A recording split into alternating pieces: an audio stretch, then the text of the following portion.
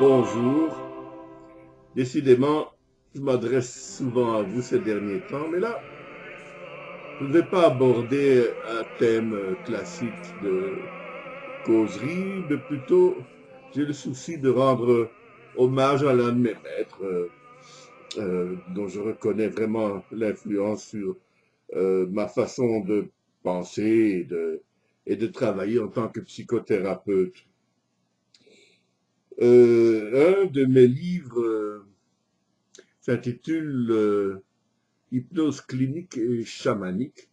Si l'hypnose clinique est bien connue, et en tout cas pour ce qui me concerne relève de Milton Erickson, le volet plutôt d'hypnose chamanique, lui, je l'ai apporté des Philippines, où je l'ai appris justement de la bouche d'un de mes maîtres, qui n'était nul autre que le père jésuite euh, Jaime Bulatao, qui était docteur en psychologie et qui avait fait son doctorat aux États-Unis. Donc, ce n'est pas un psychologue à la petite semaine, c'est un véritable homme de science formé aux méthodes occidentales, mais qui n'a jamais voulu renier l'apport traditionnel du peuple philippin à l'art de traiter les problèmes psychologiques. Et c'est ce qu'il a appelé donc l'hypnose chamanique.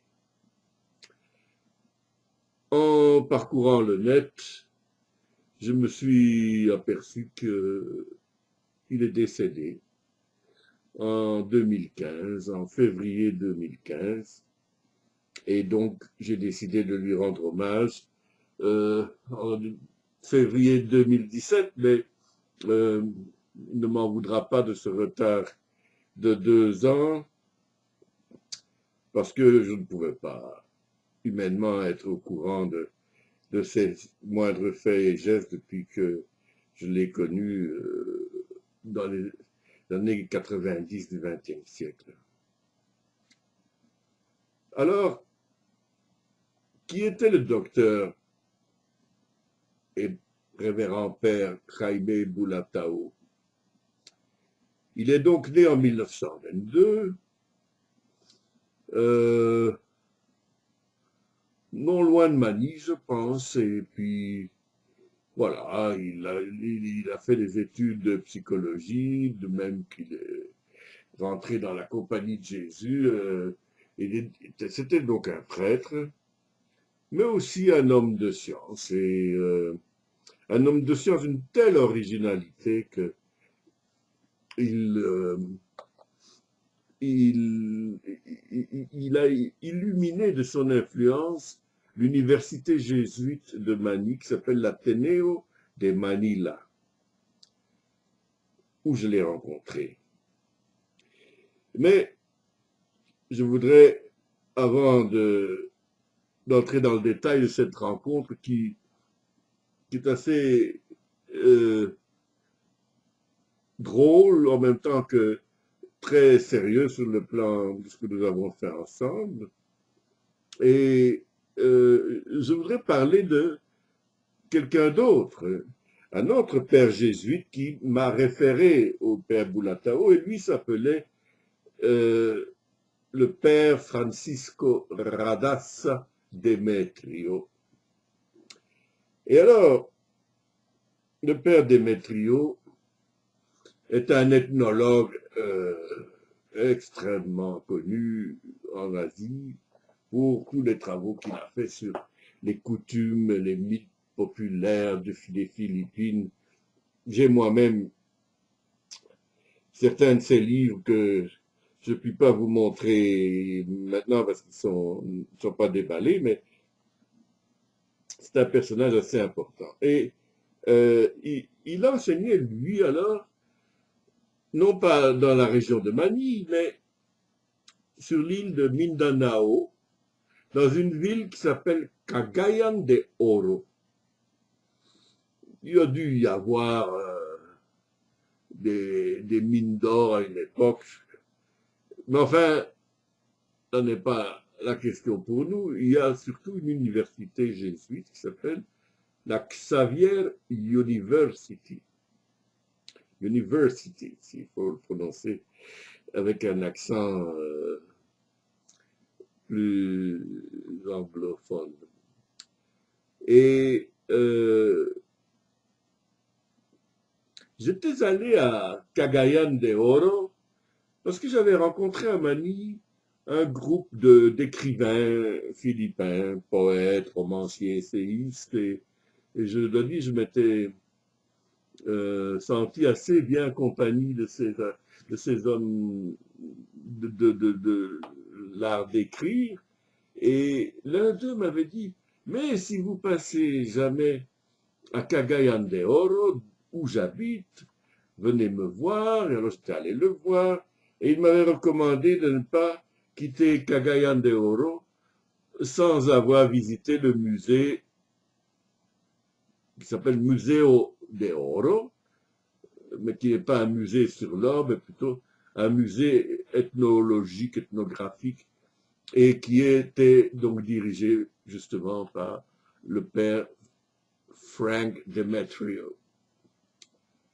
Et je suis allé au musée, tout seul, comme un grand. J'étais accueilli là par un curieux personnage qui servait de guide, de décorateur. En même temps, il semblait connaître aussi tous les mythes de la région. Et c'est lui qui avait décoré tous les murs de ce musée de scènes que l'on retrouve donc dans les mythes des Philippines du Sud. Je me rappelle, je l'ai photographié, mais encore là, je ne suis pas en mesure de mettre la main sur cette photo. Un mythe sur l'origine du couple primordial où l'homme et la femme étaient enfermés dans des compartiments cloisonnés d'un morceau de bambou et que c'est un aigle primordial qui aurait donc fendu le bambou pour permettre l'homme et la femme de se rencontrer. Très joli mythe en réalité. Et il était extrêmement fier de la collection du musée, extrêmement fier de son travail de décorateur. Il prenait tout ça très, très, très à cœur. Et je me suis laissé guider par ce monsieur. Si je me souviens bien, il était handicapé physiquement. Et à un moment donné, il m'a dit, est-ce que vous aimeriez rencontrer le père Demetrio, qui est le directeur du musée? J'ai dit, oui, si ça ne me dérange pas. Et donc, nous avons parcouru un corridor ou l'autre, et puis il a frappé à une porte, on nous a demandé d'entrer, et j'ai rencontré le père Demetrio.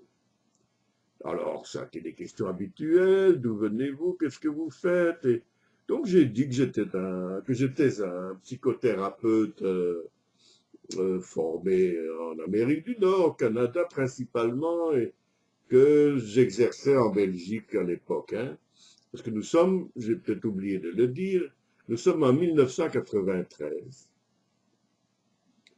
Et je lui dis un petit peu tout le parcours que j'ai fait, hein, qui comporte quand même pas mal de choses comme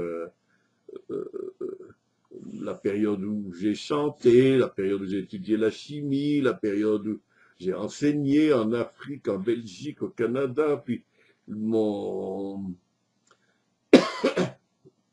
revirement professionnel pour devenir psychothérapeute et l'écriture de mes livres et tout ça. Et il avait l'air un petit peu comme ça, abasourdi par tout ce que je racontais. Et tout d'un coup, il me dit, vous savez,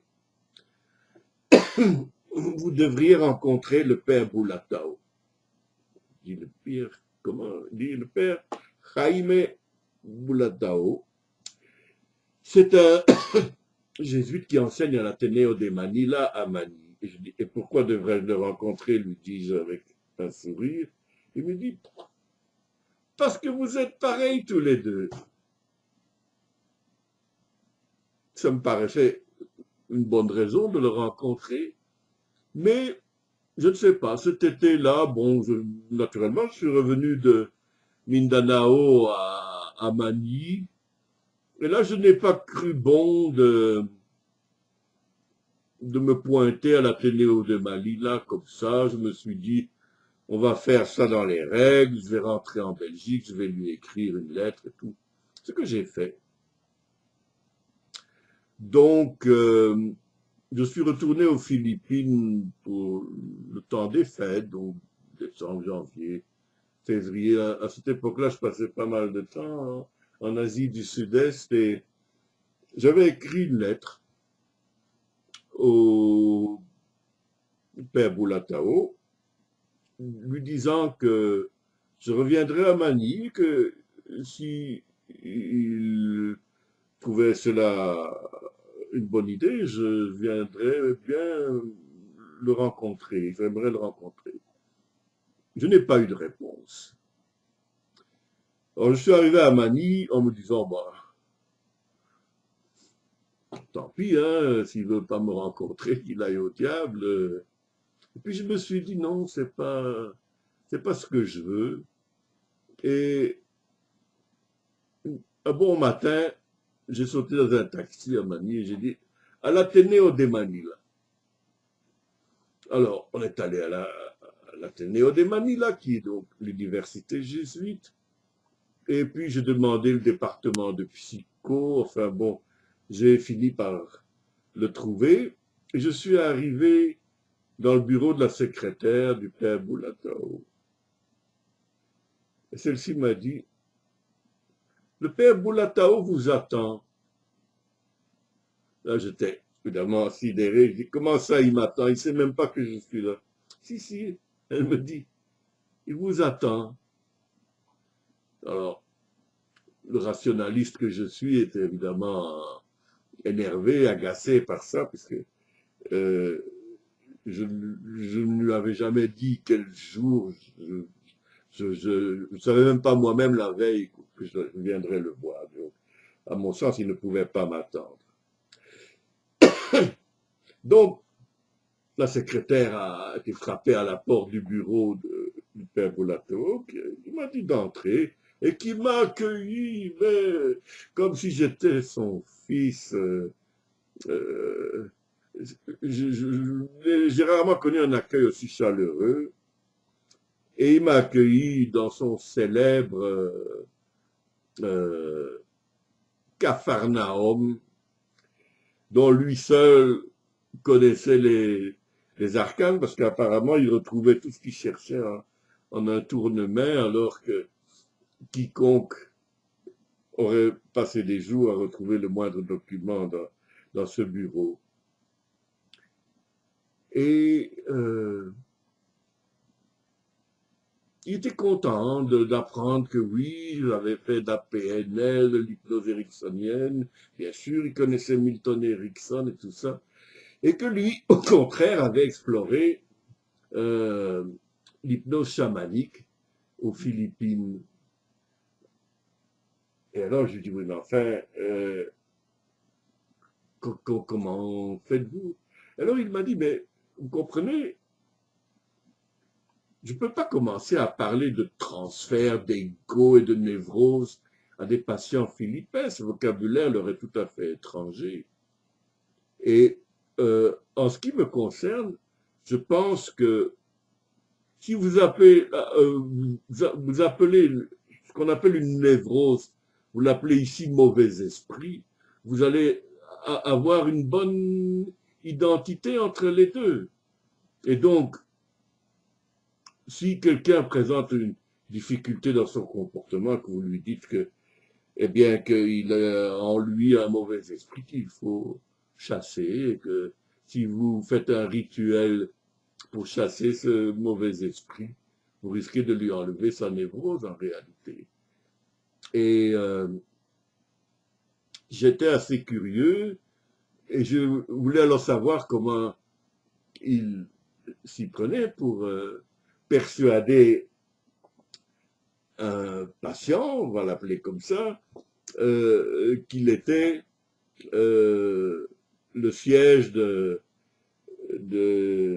des méfaits d'un mauvais esprit. Et alors, il avait toutes sortes de trucs, mais l'un d'eux était l'emploi de baguettes de sourcier.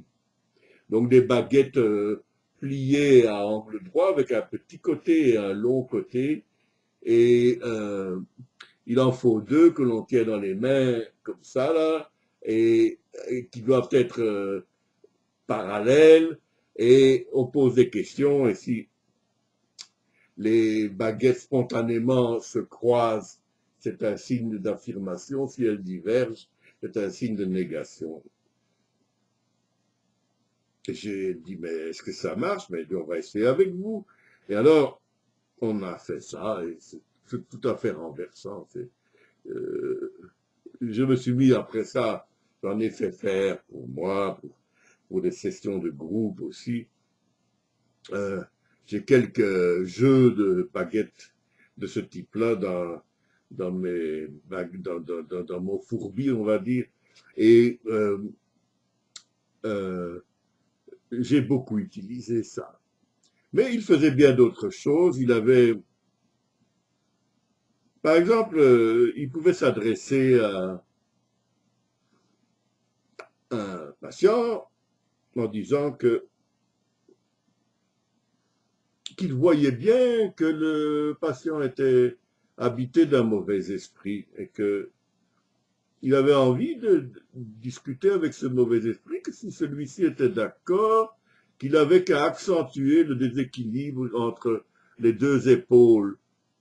Et il continuait à parler de tout et de rien, et puis on voyait une épaule se lever, et puis le bras se lever, tout ça. Et à un moment donné, le patient était surpris de voir son bras tendu latéralement ou en face de lui. Et c'était ni plus ni moins que des suggestions hypnotiques qui, faut-il le dire, sont très faciles à installer sur des sujets philippins. Moi-même, j'ai fait des conférences sur l'hypnose clinique aux Philippines, sur l'île de Leyte, dans une université. J'ai pris un étudiant pour faire une démonstration. Je l'ai très facilement induit dans un état hypnotique et j'ai eu énormément de difficultés à le ramener. Donc, il faisait ça. Ensuite, il avait une certaine habileté, par exemple, il pouvait faire tomber avec un bruit comme ça l'esprit dans un sachet en papier, un sachet en papier brun, là, et, ou de son nez, comme s'il mouchait le mauvais esprit ou qu'il le faisait sortir par l'oreille. Et souvent, en tout cas pour les Philippins, la conviction ils étaient que l'esprit était parti pouvait régler le problème comportemental.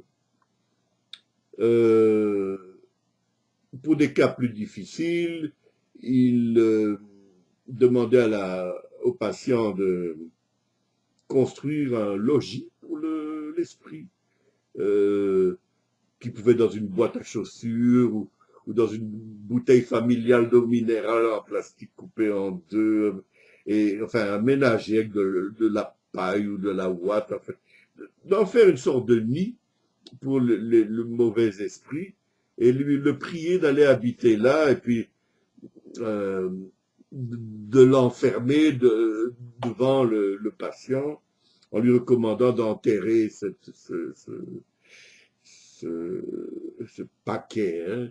Et j'ai fait des choses de ce genre, toutes les techniques que m'a enseigné Father Boo. On l'appelait familièrement Father Boo. Et ça marche même sur les Occidentaux. Hein. Je l'ai fait en Belgique, je l'ai fait au Canada. Ça marche. Et ça m'a amené à repenser, parce que j'avais eu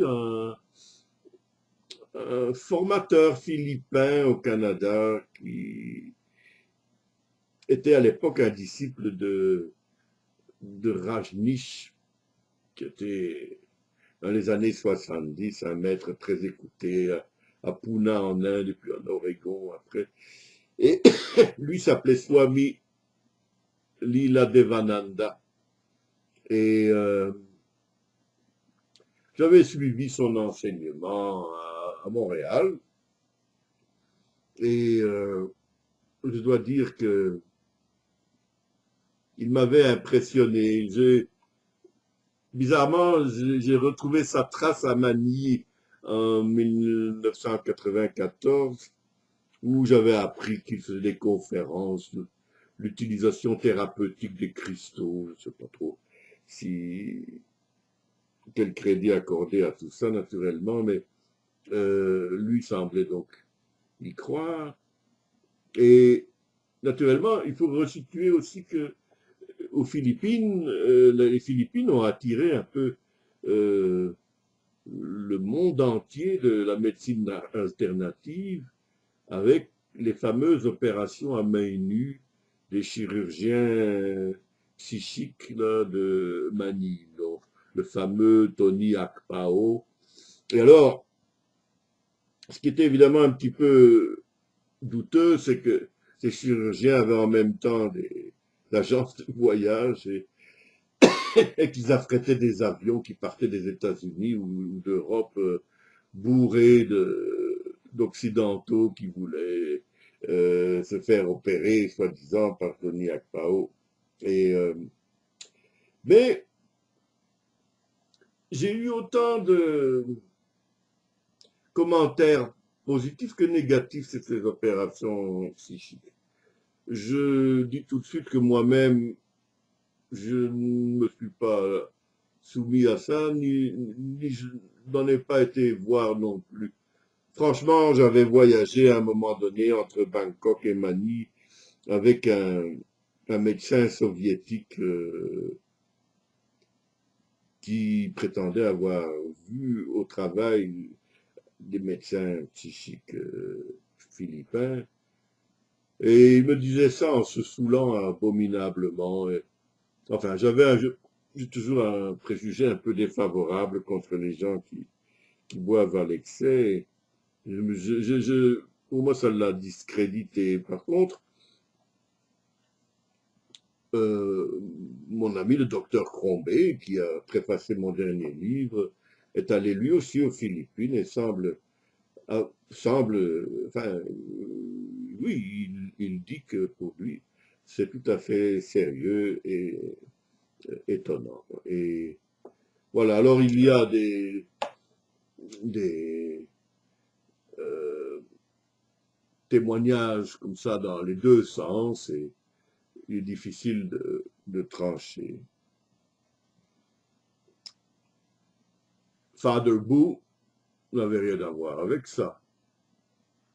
Sauf que il avait une conception de la névrose qu'il avait reformulée dans les termes de la tradition philippine, avec des mauvais esprits, des offrandes, des manœuvres pour se débarrasser, parfois avec le bon vouloir du mauvais esprit, hein, au déménagement de celui-ci, etc.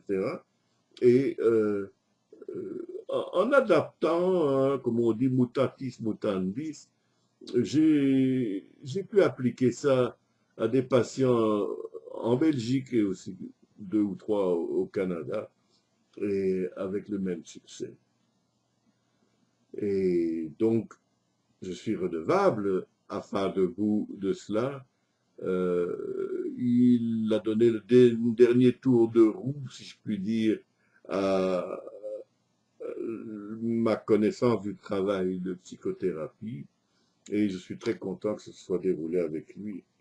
Et dans des conditions tout à fait étonnantes, puisque on s'est enfermé 3 jours dans son bureau, lui ne voulant ouvrir à personne, sa secrétaire qui était inquiète et qui n'arrêtait pas de frapper à la porte. Father Boo, are you all right? Et on était dans des discussions enflammées. il me faisait écouter des cassettes, il me montrait des dessins, fort étonnant d'ailleurs, de dessins automatiques faits par des patientes qu'il avait mis en transe et qui dessinaient un portrait, les yeux tout à fait fermés. J'ai une photo à vous montrer à cet effet d'ailleurs. Vous verrez aussi une photo euh, de Father Boo avec ses fameuses baguettes de sourcier et des photos plus récentes que j'ai trouvées sur le net. Donc il y a 3 photos que j'ai prises moi-même de lui et 2 que j'ai trouvées sur le net où il est à la fin de sa vie. Voilà, je voulais rendre un hommage du cœur à ce grand homme, ainsi qu'au père Démétrio qui me l'a fait connaître et qui, lui, dans son domaine, était également un très grand homme. J'ai été extrêmement honoré et fier de les connaître tous les deux. Cela dit, je vous souhaite, comme toujours, de finir la journée dans la bonne humeur et à l'abri de tous les problèmes possibles et imaginables. À une prochaine fois.